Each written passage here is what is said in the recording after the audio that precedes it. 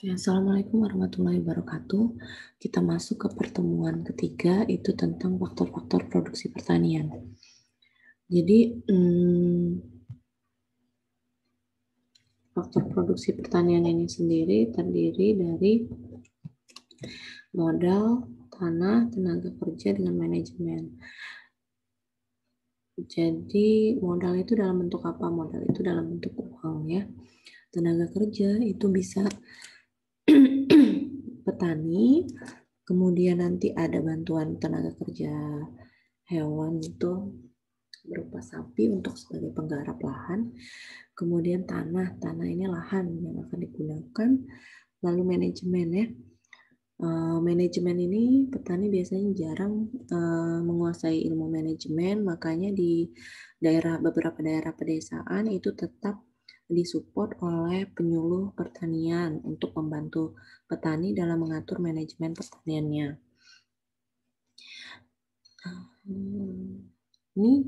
Hari ini kita bahas dulu masalah lahan.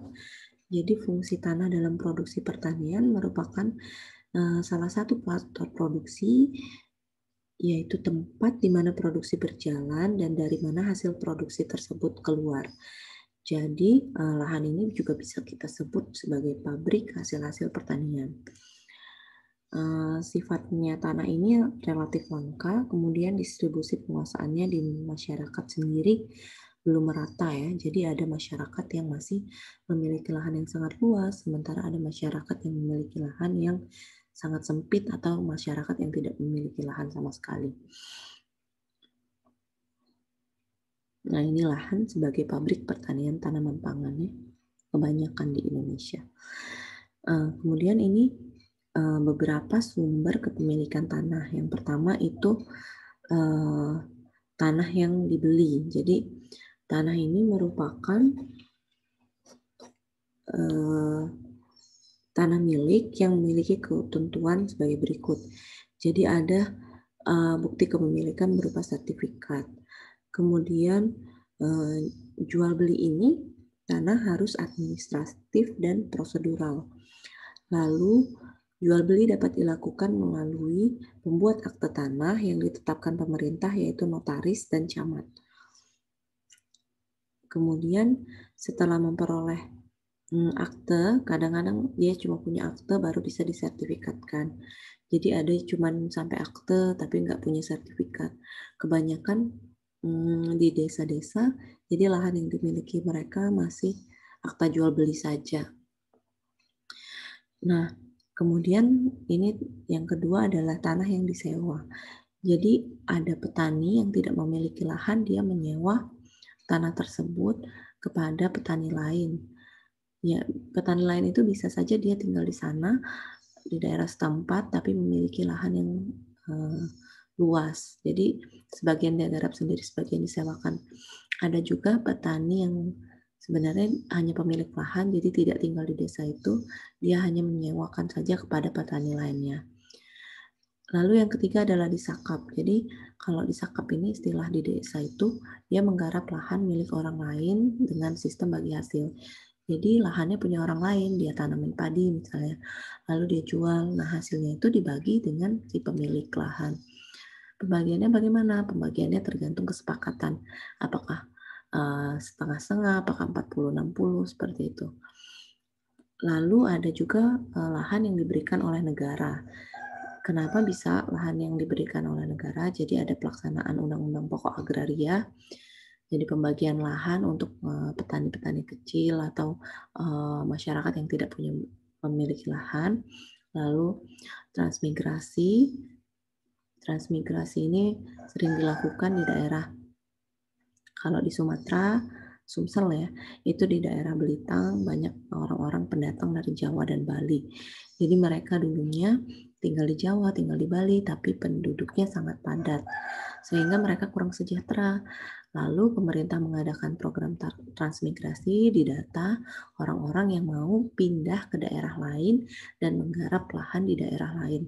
Makanya dulunya Belitang itu kosong, lahannya kosong, lalu pemerintah menetapkan orang-orang di sana, diberikan asiltan, kemudian diberikan lahan, diberikan rumah. Ya rumahnya seadanya ya, bukan rumah yang bagus, jadi cuman bisa untuk tinggal, bawahnya juga masih tanah. Jadi temboknya kayu, lalu atapnya masih atap sederhana, jadi yang penting bisa tinggal. Kadang-kadang ada program transmigrasi yang bagus, ada yang tidak. Jadi untuk tempat tinggalnya sendiri ya bisa dibilang kurang layak ya. Lalu mereka menggarap lahan sendiri dengan diberikan alat-alat. Nah, beberapa kali saya survei ke Belitang itu mereka masih kesulitan. Dulunya sangat sulit sekali karena mereka ditempatkan di lahan kosong, kemudian susah mendapatkan bahan makanan, sementara mereka harus perlu makan, lalu mereka harus menanam dulu baru mendapatkan hasil. Nah, itu ada dampak negatif juga ya program transmigrasi ini. Terkadang kurang direncanakan dengan baik.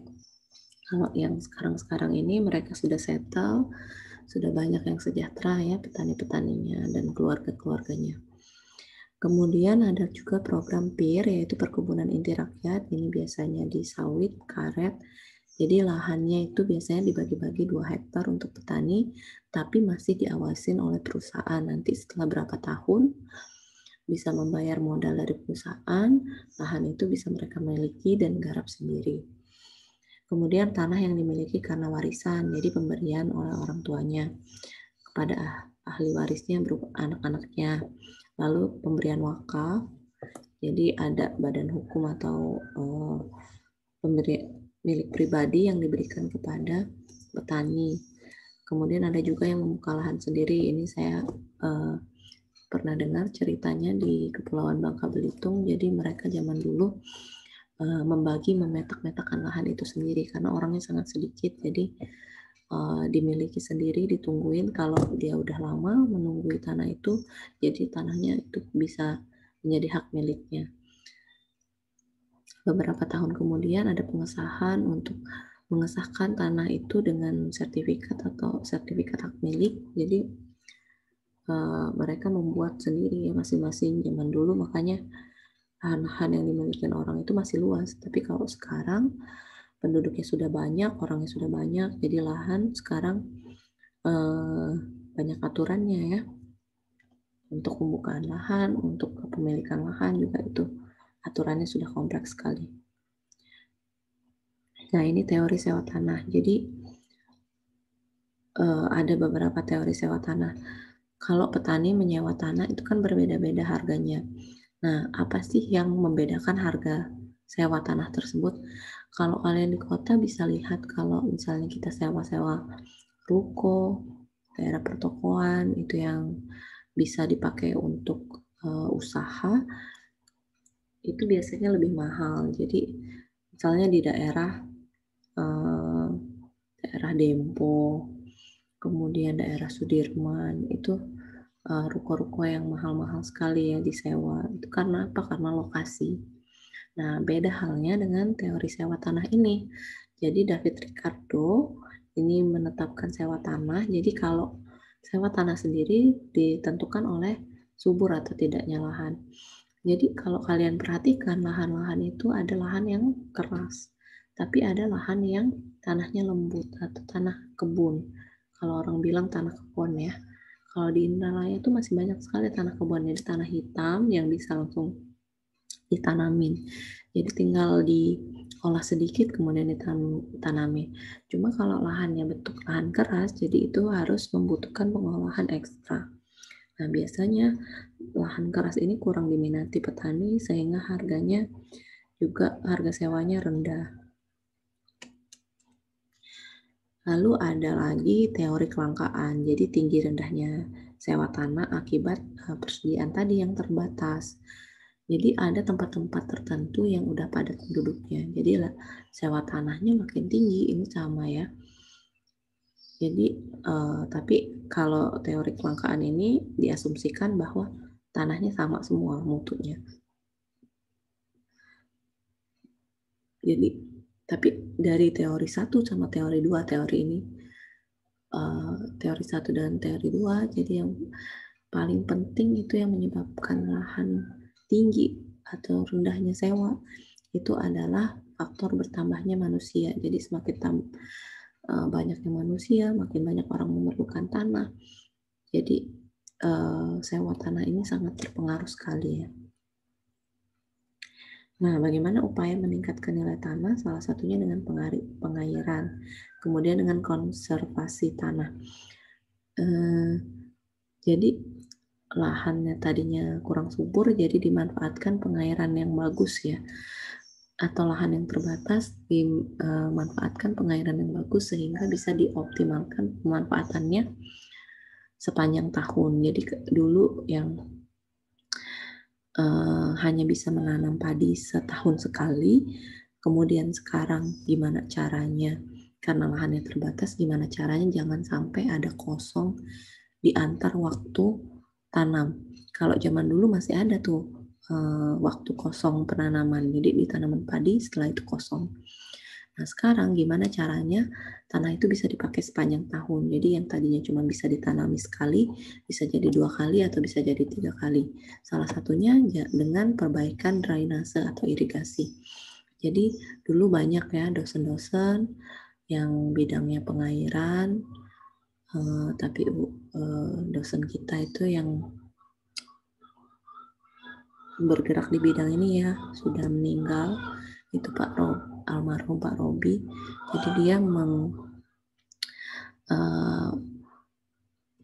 membantu petani untuk mengatur drainase ini sehingga pemanfaatan lahannya optimal ya. Banyak sekali yang dibantu beliau itu di daerah KTM itu, jadi mereka bisa panen sampai 3 kali.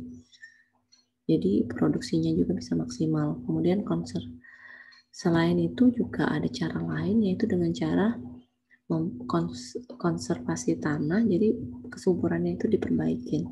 Gimana caranya? Dengan rotasi tanaman. Jadi banyak sekali ya penelitian untuk rotasi tanaman ini. Jadi setelah tanam padi, misal ditanam jagung, kemudian padi lagi. Padi, kedelai, jagung. Nah, seperti itu. Jadi dijadwalkan nanamnya untuk apa? Untuk menjaga unsur haranya. Jadi sudah banyak penelitian yang membuktikan bahwa menanam satu tanaman monoton di satu lahan itu bisa mengurangi atau merusak tingkat kesuburan tanahnya dalam jangka waktu yang lama.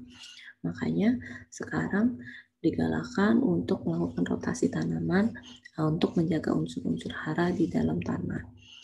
Lalu juga sekarang banyak yang melakukan pertanian organik ya, dengan memanfaatkan pupuk-pupuk organik biar lahan itu tidak rusak, karena penggunaan pupuk kimia dalam jangka panjang itu bisa merusak tekstur dan kesuburan tanah.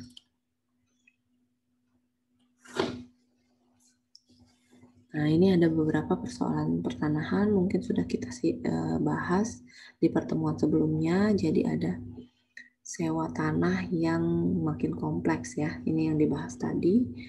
Jadi mempertimbangkan lokasi, kemudian penggunaan, lalu harga barang lain juga. Kemudian masalah hubungan petani pemilik penggarap yang makin kompleks ya, ini tidak ada aturan-aturan baku ya dalam sistem sewa menyewa antara petani pemilik penggarap. Jadi mereka membuat kesepakatan, biasanya kesepakatan masing-masing ya, tidak ada aturan pemerintah yang baku mengenai hal ini. Kemudian terjadi perpecahan dan perpencaran lahan. Kalau perpecahan lahan, itu lahan yang dibagi-bagi berpetak-petak kecil. Jadi misalnya ada petani yang memiliki 4 orang anak, awalnya dia punya tanah 2 hektar. Kemudian dibagi untuk anak-anaknya, anak-anaknya ada 4. Jadi masing-masing anak mendapat setengah hektar. Nah, tanah ini jadinya terpecah-pecah menjadi petak-petak yang sangat kecil. Ini tidak efektif ya. Karena hasilnya juga nanti tidak akan maksimal. Kemudian ada perpencaran tanah. Perpencaran tanah ini adalah usaha tani yang terpencar-pencar. Jadi dia memiliki lahan A, di dekat rumahnya, kemudian punya lahan B itu jaraknya 3 kilo dari rumahnya. Nah, ini kenapa dia punya lahan terpisah-pisah kayak ini? Karena mereka bisa jual beli atau warisan dari orang tuanya. Nah, dampak negatifnya apa? Kadang kalau lahannya terlalu jauh itu kurang efektif, apalagi jika itu lahan sawah. Lahan sawah ini harus intensif ya, artinya harus dilihat setiap hari. Nah, kalau misalnya lahannya sangat berjauhan, jadi dia akan makan waktu lagi untuk melihat lahan satu dengan lahan yang lainnya. Bisa jadi pemanfaatan kedua lahannya justru tidak optimal. Nah, gimana solusinya? Jadi ada yang namanya penggabungan. Jadi pemerintah melakukan penggabungan lahan-lahan yang terpecah-pecah.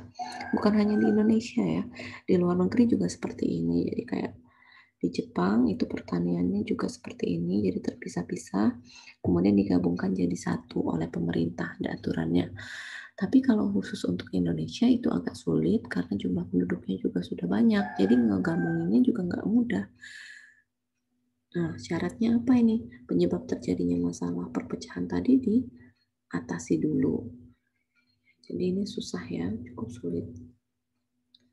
Kemudian, jadi petaninya itu bisa aja dipindahkan dulu ke lahan lain yang lebih luas, kemudian dibagi dengan lahan yang petak besar. Petak kecil tadi dibeli pemerintah atau ditukarkan dengan lahan lain dari program transmigrasi. Kemudian yang lahan petak-petak kecil tadi kepemilikannya dijadikan satu petak besar. Nanti dibagi lagi masyarakatnya, dimasukkan lagi ke dalam wilayah itu. Tapi itu sangat sulit ya, dan membutuhkan biaya yang tidak sedikit. Nah, ini persoalan tanah dalam pengembangan pertanian. Yang pertama adalah terbatasnya tanah yang cocok untuk lahan pertanian. Kemudian makin banyaknya jumlah keluarga petani gurem, lalu sempitnya tanah pertanian per kapita, cepatnya konversi tanah menjadi non pertanian. Jadi banyak sekali ya ini udah jadi pabrik-pabrik, perumahan. Lama-lama lahan pertaniannya semakin sempit. Oke, cukup ya kuliah hari ini. Terima kasih. Dan sampai jumpa di pertemuan berikutnya. Wassalamualaikum warahmatullahi wabarakatuh.